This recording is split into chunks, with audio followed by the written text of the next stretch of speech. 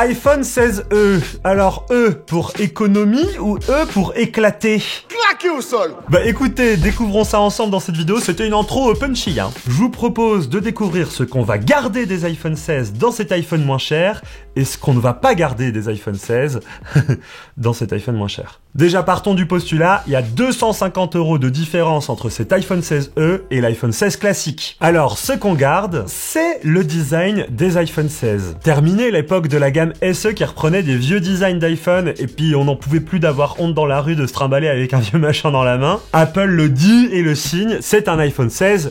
Le design est exactement similaire à celui d'un iPhone 16. On a un écran de 6,1 pouces et très certainement, et connaissant Apple, des finitions qui sont très haut de gamme. La seule manière de le différencier des autres iPhones, eh bien, c'est par l'encoche, qui n'est pas la même, hein. On a Dynamic Island sur les autres, mais j'en parlerai tout à l'heure, mais aussi par les capteurs photo à l'arrière, on n'en a plus qu'un, pareil, j'en parle tout à l'heure. Et cet iPhone, évidemment, il est USB-C, et ça, heureusement qu'ils n'ont pas gardé l'ancien design qui était en Lightning, d'ailleurs ça aurait été tout simplement interdit, puisqu'en Europe, la législation interdit de sortir un smartphone sans port USB-C, eh bien Apple, tout simplement, ils ont mis le port USB sur l'iPhone 16e, et c'est une très bonne chose, c'est pratique, merci Apple.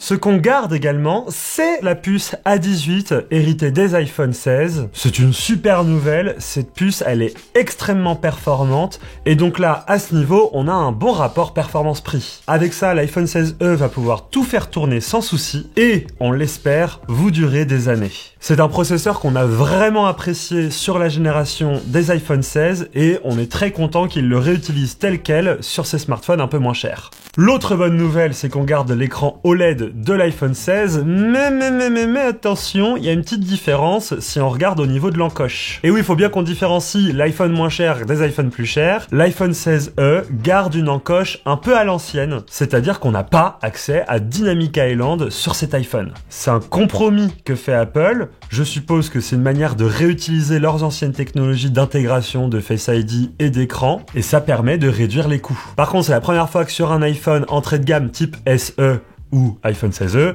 on a un écran OLED, et ça c'est une bonne nouvelle. Alors calmez-vous, hein, c'est pas un écran OLED 120 Hz, ça on réserve ça à la gamme Pro, ici on est bien sur un écran OLED 60 Hz. Donc dans l'encoche de l'iPhone 16e, on a bien Face ID, et ça veut dire que si vous étiez habitué aux iPhone SE, qui fonctionnaient avec Touch ID, eh bien ça y est, Apple abandonne Touch ID, tout du moins sous son format bouton Home, ça y est, c'est terminé, on passe maintenant à Face ID sur tous les iPhones.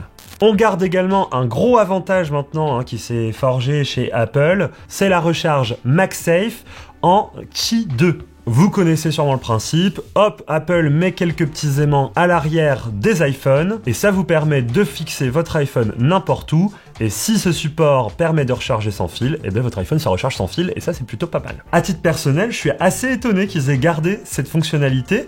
Pour moi, ça allait typiquement être un point de rupture entre l'iPhone 16e et les autres iPhones plus haut de gamme. Mais écoutez, Apple est a priori généreux là-dessus, et au final, il y a moins de différence entre les iPhone 16 et l'iPhone 16e qu'on aurait pu croire. Ouh là là là là, attention, là je vais vous présenter une innovation Apple. Et oui, cet iPhone n'est pas seulement un iPhone avec un peu moins de trucs et qui est un peu moins cher, c'est aussi un iPhone qui innove. Tout du moins, c'est un iPhone qui va permettre à Apple de tester un nouveau composant. Jusque-là, les derniers iPhones d'Apple étaient équipés d'un modem 5G qui a été fait par Qualcomm. C'est une puce dans le smartphone qui permet de communiquer avec les antennes qui vous entourent et donc de capter le réseau. Qualcomm sont très forts pour faire ça, ça marche très très bien et les performances, on n'a jamais eu à s'en plaindre. Sur ce smartphone, Apple innove et propose leur propre puce modem 5G. C'est le modem Apple C1. Alors, j'ai envie de dire, voyons les tests ce que ça donnera, puisque pourquoi pas Apple, faites votre puce modem si vous voulez, mais elle a intérêt quand même de suivre les performances de ce que faisait Qualcomm. Je pense que pour Apple, c'est un peu une phase de test de l'intégrer dans cet iPhone, puisque c'est aussi un enjeu forcément économique de fabriquer soi-même les composants et d'arrêter de les faire faire par d'autres. Donc je vous invite à patienter quelques semaines pour voir notre test de l'iPhone 16e et vous dire si les performances de ce nouveau modem sont à la hauteur de ce qu'on avait dans les autres iPhone 16 qui étaient équipés d'un modem Qualcomm. Et puis je suppose que si c'est un succès, attendez-vous à voir le Apple C1 intégré dans les futurs iPhone 17. On garde encore une fois des iPhone 16 le bouton Action. Et oui, messieurs, dames, ce bouton Action qui était arrivé sur l'iPhone 15 Pro, il est aussi disponible sur cet iPhone pas cher. Alors c'est un bouton dont beaucoup de personnes au final ont fini par revenir à une utilisation mode vibreur ou mode silencieux, mais qui offre beaucoup de possibilités, notamment de faire de la domotique. Moi, l'iPhone 16e, je l'imagine bien avec ce petit bouton Action pour allumer les lumières chez soi ou les éteindre. On peut aller très loin avec ce bouton Action et c'est ça qui est plutôt cool. Bon alors, qu'est-ce qu'on ne garde pas sur cet iPhone? Comment ont-ils fait pour économiser 250 balles? Eh bien vous allez voir, ça tient pas à grand chose. La première chose, et c'est ce qui choque, c'est la partie photo. Il n'y a plus qu'un seul capteur photo à l'arrière du smartphone. C'est un capteur unique de 48 mégapixels, c'est un grand angle, donc vraiment le x1 classique de l'iPhone. On aura toujours la possibilité de faire du zoom numérique, même si Apple ne sont pas les meilleurs dans ce domaine. Mais par contre, et ça c'est dommage, RIP l'ultra grand angle, si vous en voulez un, il faudra passer sur la gamme iPhone 16 classique. À vous de voir si ça vaut les 250 € d'écart. La deuxième chose qu'on ne garde pas, c'est le déclencheur photo qui était placé sous le bouton de verrouillage. Un nouveau bouton que Apple avait présenté sur les iPhone 16 et 16 Pro. Et ce bouton, au final, même s'il était prometteur pour la prise de photos, etc., il s'était avéré pas très utile à l'utilisation et même pas très facile à utiliser de premier abord. Je pense que la plupart d'entre vous qui utilisez un iPhone 16 ou 16 Pro ont vite abandonné l'idée d'utiliser ce déclencheur photo et au final, le zoom, c'est mieux de le faire avec les deux doigts, quoi. Donc quelque part, c'est peut-être une bonne chose qu'ils ne l'aient pas mis sur cet iPhone 16e, si ça leur permet d'économiser un petit peu d'argent, surtout que ce bouton est tactile avec détection de pression. Bref, ça doit coûter une blinde d'intégrer ce bouton et c'est très bien qu'ils l'aient enlevé sur l'iPhone 16e. Ce qu'on ne garde pas, eh bien c'est Dynamic Island. Oh Dynamic Island, qu'est-ce que tu me manques? Non, je rigole. Mais c'est vrai que Dynamic Island avait son public et quand même, c'est vrai que c'est sympa d'avoir des petites infos comme ça qui peuvent popper en haut. C'est une vraie marque de fabrique qu'Apple a conçue pour un peu faire de leur faiblesse une force, puisque cette grosse pilule, elle est là pour abriter Face ID. Eh bien, ils en ont fait une force, et bien cette force, vous l'aurez pas sur l'iPhone 16e, puisque c'est une encoche un peu à l'ancienne.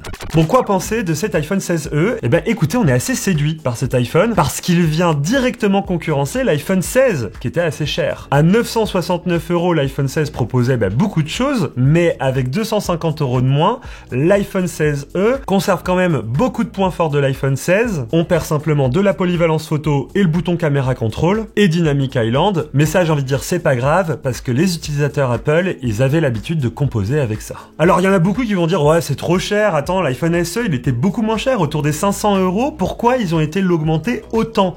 Mais moi j'ai envie de vous dire c'est assez normal. L'iPhone SE à 500 €, vous avez vu sa gueule, il était pas assez compétitif par rapport à toutes les autres marques sur ce segment de prix. Là Apple en faisant un iPhone entrée de gamme un peu plus cher, ça leur permet d'avoir quand même une très bonne base pour le faire durer des années, tout en étant solide face aux smartphones concurrents qui sont dans son segment de prix autour des 750 €. Donc là, en fait, ils reviennent vraiment dans la compétition avec un iPhone certes plus cher que ce qu'on attendait, hein, il n'y a plus d'iPhone pas cher, mais j'ai envie de dire, il est à sa juste place et c'est aussi pour ça qu'Apple, marketingement, ils se sont dit, bon, on peut pas l'appeler juste iPhone SE, on va l'appeler iPhone 16e. Il est vraiment dans la gamme 16. Peut-être que dans un an, eh bien on aura un iPhone 17e et que ça deviendra une nouvelle routine d'Apple de sortir un iPhone un peu moins cher 6 mois après la sortie des vrais iPhone 17 en septembre. Voilà, j'espère que cette vidéo vous aura plu. Laissez un commentaire pour nous dire ce que vous pensez de ces iPhones. L'iPhone 16e sort le 28 février, donc notre test sera disponible juste après. N'hésitez pas à revenir sur cette chaîne YouTube et du coup à vous abonner. D'ailleurs, si vous voulez discuter de ces sujets-là avec nous, on est en live tous les jours sur Twitch, donc n'hésitez pas à venir nous poser des questions, on vous répondra. Allez, vive Apple, vive Android, parce qu'il m'en manquait pendant cette vidéo. Ciao!